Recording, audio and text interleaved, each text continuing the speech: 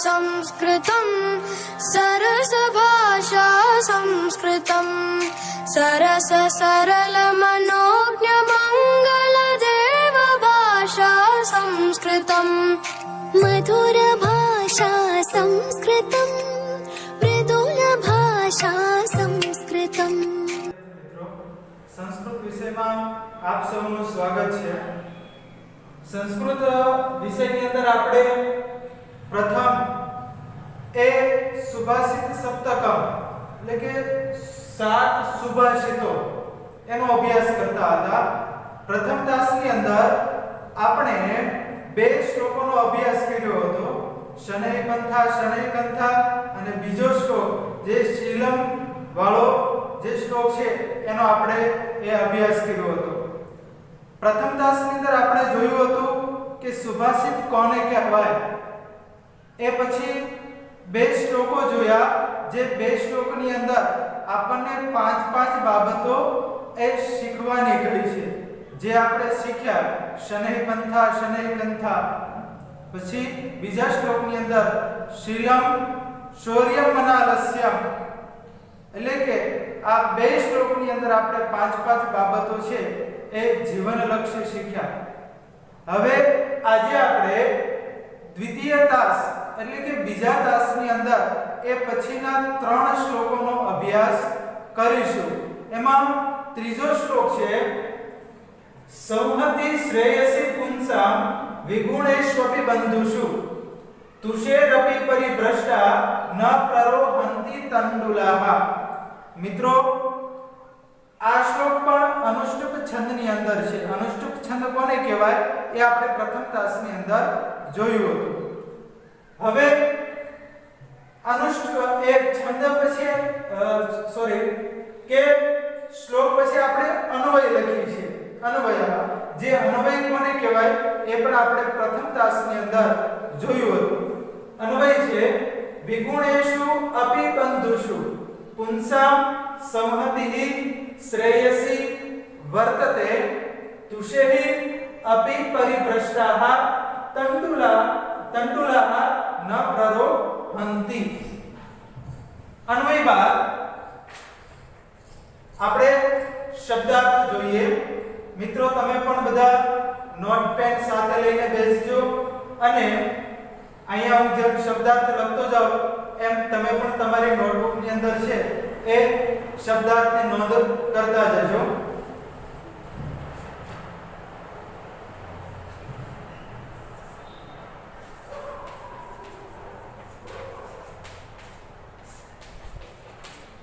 મિત્રો, આપણે અન્વય પ્રમાણે છે એ શબ્દાર્થ કરીશું। પ્રથમ શબ્દ છે વિગુણેષુ।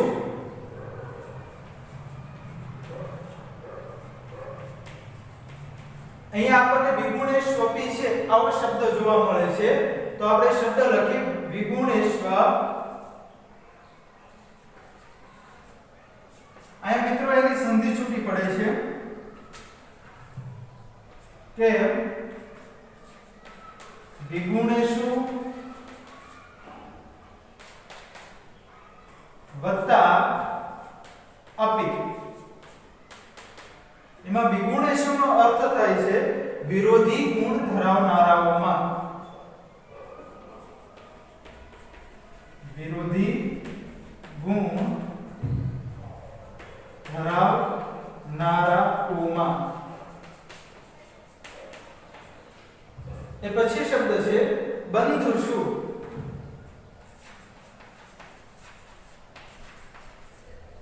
બંધુષુ એટલે સગાઓમાં।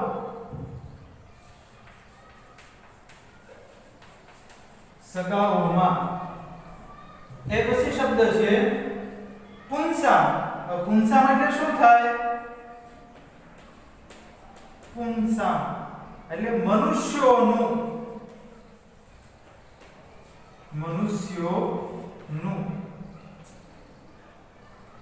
એ પછી શબ્દ છે સંહતિઃ।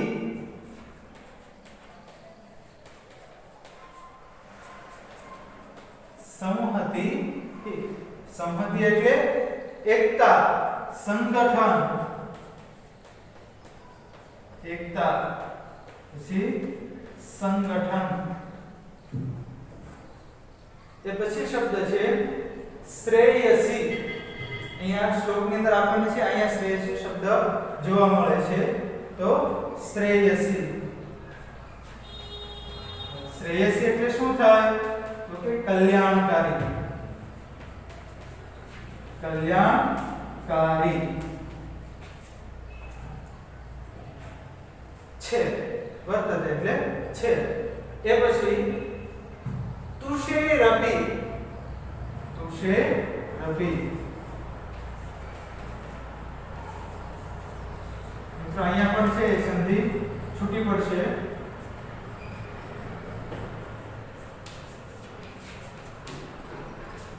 તુષેહી વત્તા અપી.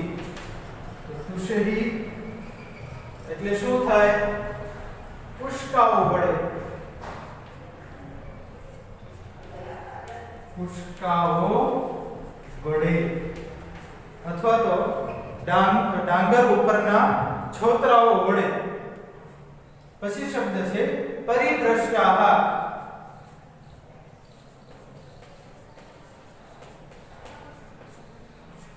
પરિભ્રષ્ટાહ એટલે છૂટા પડેલા.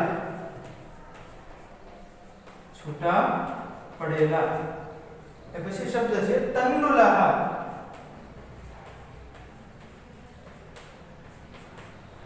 તન્નુલાહ. તન્નુલાહ એટલે શું થાય? ચોખા. જેને આપણે ખાઈએ છીએ તે ચોખા. પછી શબ્દ છે ન પ્રરોહંતિ. ન પ્રરોહંતિ એટલે શું થાય? કે ઉગતા નથી. ઉગતા નથી.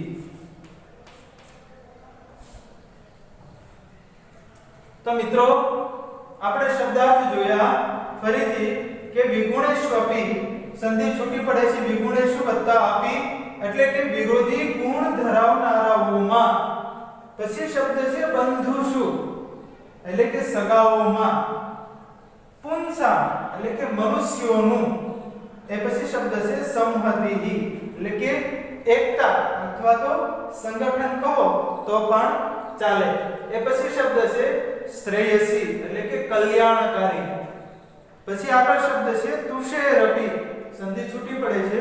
તુષેહી વત્તા અપી એટલે કે પુષ્કાઓ વડે અથવા તો ડાંગર ઉપરના એ છોતરાઓ વડે કહો તો પણ ચાલે. એ પછી શબ્દ છે પરિભ્રષ્ટાહ છૂટા પડેલા. એ પછી શબ્દ છે તંડુલાહ. તંડુલાહ એટલે ચોખા.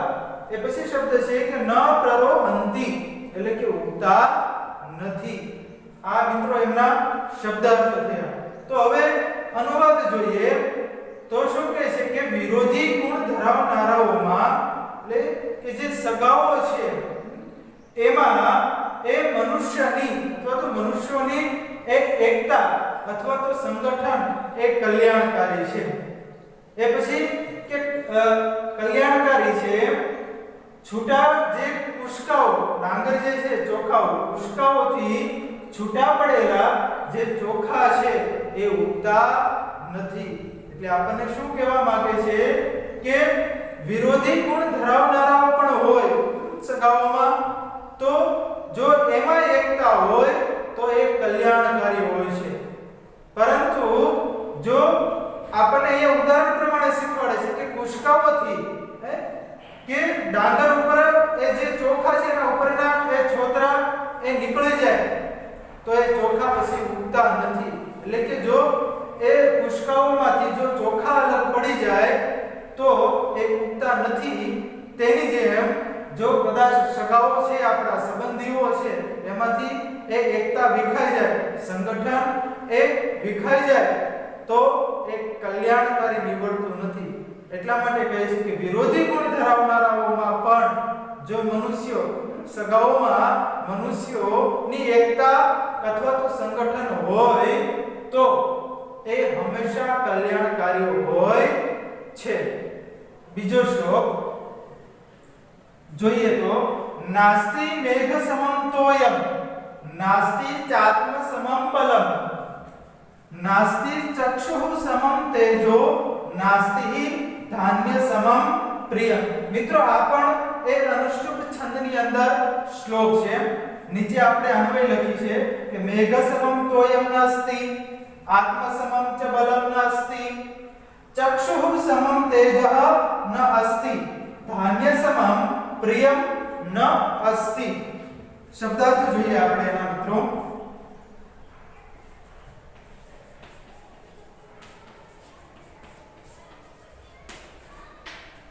પહેલો મેઘ સમમ,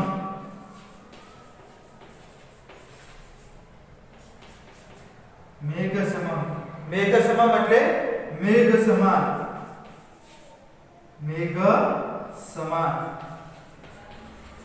એ પછી શબ્દ છે અહીં આગળ મિત્રો નાસ્તિ, નાસ્તિ નકારના અર્થમાં ન વત્તા અસ્તિ। આપણે એક શબ્દ લખી નાખીએ એક વખત, નાસ્તિ એટલે સંધિ છૂટી પડે છે, ન વત્તા અસ્તિ, નથી એવો એનો અર્થ થાય છે।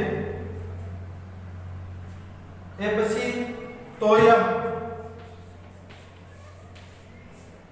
તોયમ એટલે જળ અથવા પાણી કહો તો પણ ચાલે। એ પછી શબ્દ છે ચાત્મ સમમ, ચાત્મ સમમ। અહીંયા મિત્રો સંધિ છૂટી પડશે તો ચ વત્તા આત્મ સમમ,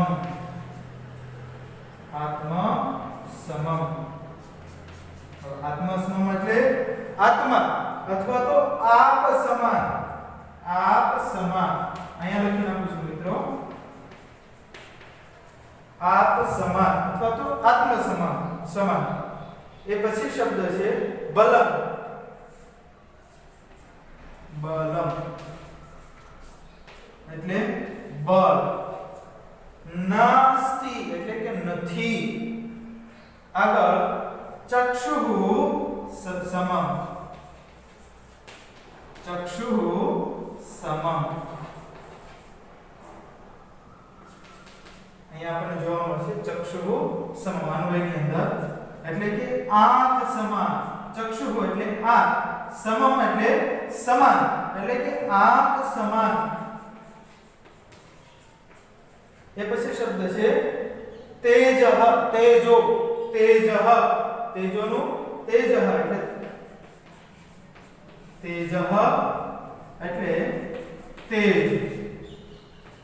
એ પછી શબ્દ છે ના, અહીંયા નાસ્તિ એટલે કે નથી, ધાન્ય સમમ, ધાન્ય સમમ।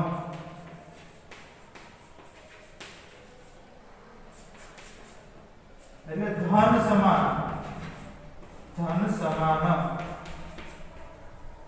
પ્રિયમ એટલે કે પ્રિય, પ્રિયમ એટલે પ્રિય। ન અસ્તિ, નાસ્તિ એટલે કે નથી। ફરીથી શબ્દ જોઈએ મિત્રો, મેઘ સમમ એટલે મેઘ સમાન, નાસ્તિ એટલે કે ન વત્તા અસ્તિ એટલે કે નથી, તોયમ એટલે જળ અથવા તો પાણી કહો તો પણ ચાલે, ચાત્મ સમમ, ચ વત્તા આત્મ સમમ એટલે આત્મ સમમ, ચ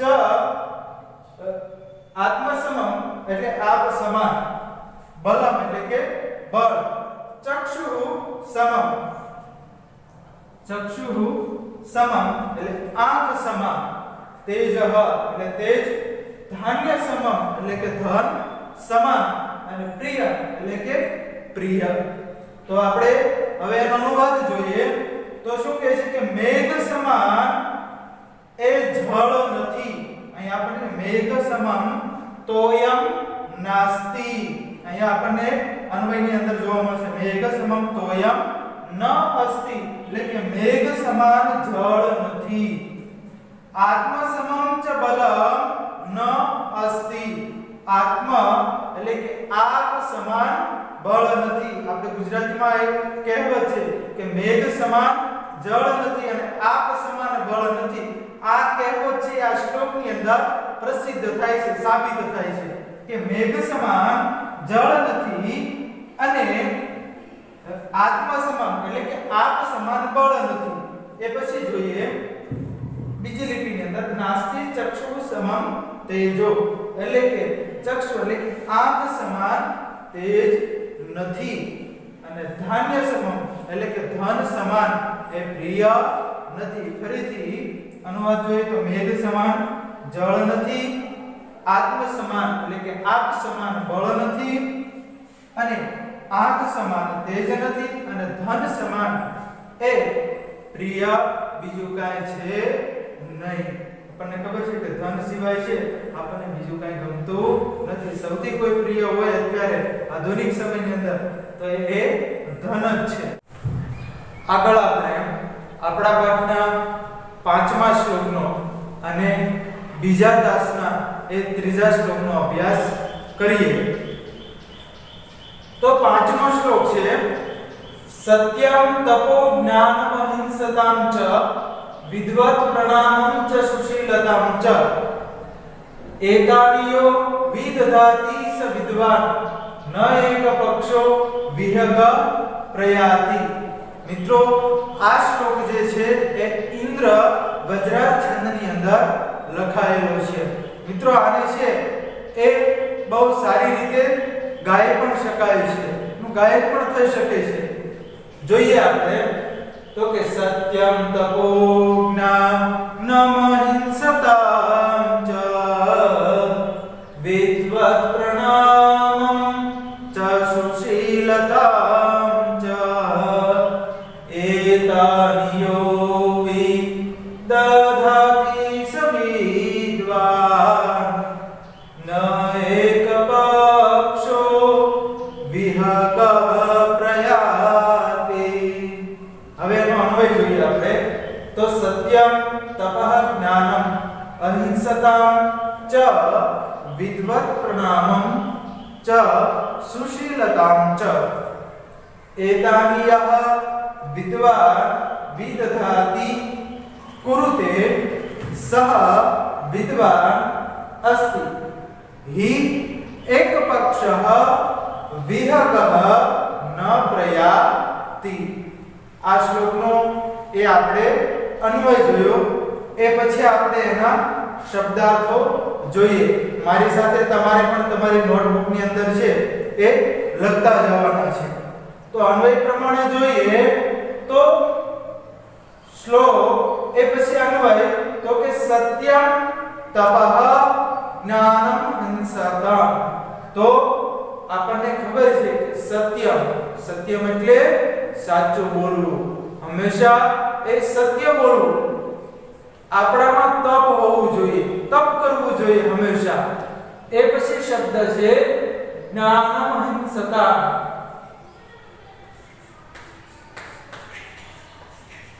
જ્ઞાનમ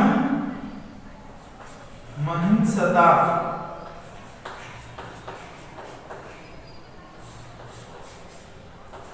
એની સંધિ છૂટી પડે છે.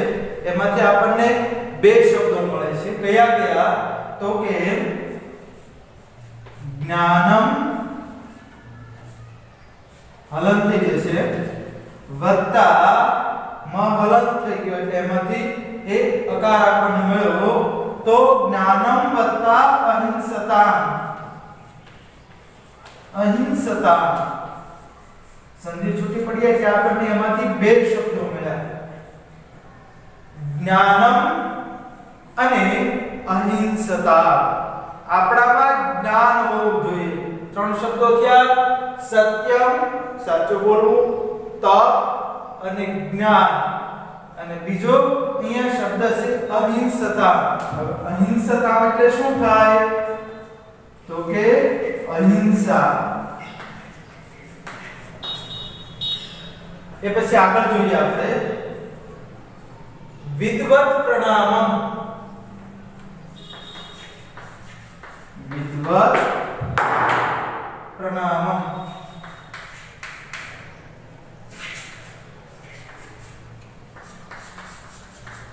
એનું ગુજરાતી શું થાય તો કે વિદ્વાનોને પ્રણામ. વિદ્વાનોને પ્રણામ.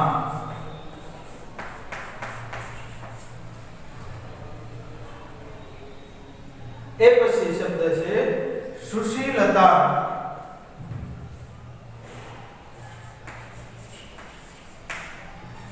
સુશીલતા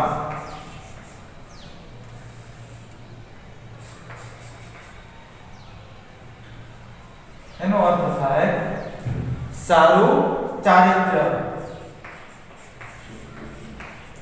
સારું ચારિત્ર્ય અથવા સચ્ચારિત્ર્ય લખો તો પણ ચાલે. એ પછી વિદધાતિ. સુશીલતા એ પછી એતાની યહ વિદધાતિ. એતાની વિદધાતિ અહીંયા લખો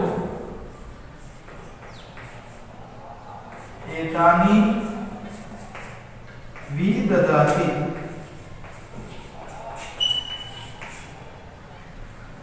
વિદધાતિ એતાની કે જે આ બધું કરે છે. એતાની વિદધાતિ સંપૂર્તે. અવયા આગળ લાગે એટલે એતાની વિદધાતિ કૌંસમાં સંપૂર્તે એટલે જે આ બધું કરે છે. વિદ્વાન એટલે વિદ્વાન ન એક પક્ષો એટલે કે એક પક્ષઃ. વિહગઃ શબ્દ જોઈએ આપણે. વિહગઃ. વિહગઃ એટલે શું થાય તો કે પક્ષી.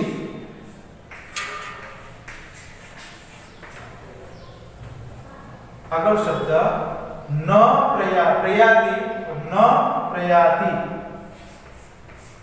ન પ્રયાતિ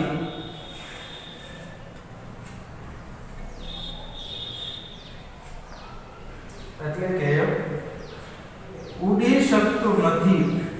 ઉડી શકતું નથી. ઉડી શકતું નથી અથવા આગળ જઈ શકતું નથી એવું લખો તો પણ ચાલે. આગળ જઈ શકતું નથી.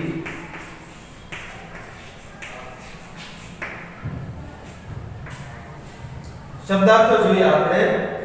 સત્યમ, તપઃ, જ્ઞાનમ, અહિંસતા. જ્ઞાનમ અહિંસતા અહીંયા આપણે એ સંધિ એ જોઈ કે જ્ઞાનમ વત્તા અહિંસતા.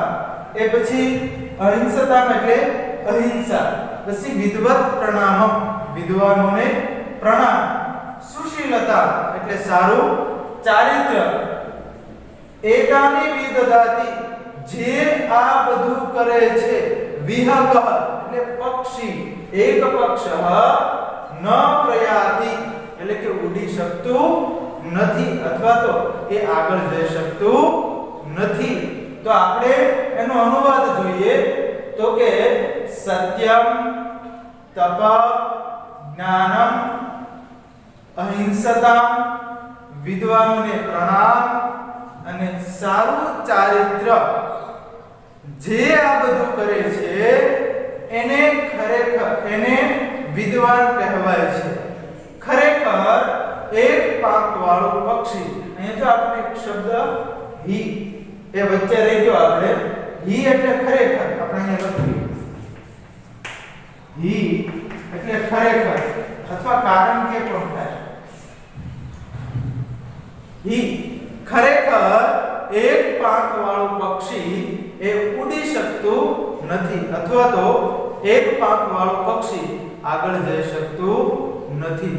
જો મિત્રો સત્યમ એટલે કે સાચું બોલવું હંમેશા અને અહિંસા જે ગાંધીજીના 11 જે મહાવ્રતો હતા એમાંના એ બે મહાવ્રત છે કે જીવનમાં છે હંમેશા સત્ય બોલવું અને અહિંસાનું છે એ આપણે પાલન કરવું જોઈએ. તો જેનામાં સત્ય એટલે કે સાચું બોલે છે, જેનામાં તપ છે તપ કરે છે, પછી જ્ઞાન કે જેનામાં જ્ઞાન છે તે અને અહિંસાનું પાલન કરે છે, વિદ્વાનોને હંમેશા એ પ્રણામ કરે છે, પૂજે છે, અને જે વ્યક્તિ એ ચારિત્ર બાબતે સારો છે એને છે એ વિદ્વાન કહેવાય છે. નકર એક પાંખ વાળું એ પક્ષી છે એ કોઈ દિવસ ઉડી શકતું નથી અથવા તો આગળ જઈ શકતું નથી. એમ જે માણસ આ બાબતે પોતે અધૂરો છે તો એને વિદ્વાન કહેવાશે નહીં. તો મિત્રો, આ બીજા તાસની અંદર છે એ આપણે 3 શ્લોકોનો અભ્યાસ કર્યો, એટલે કુલ આપણા 5 શ્લોકો થયા. હવે આગળના 2 શ્લોકો છે એનો આગળના ત્રીજા તાસની અંદર અભ્યાસ કરીશું. અસ્તુ, જય હિન્દ.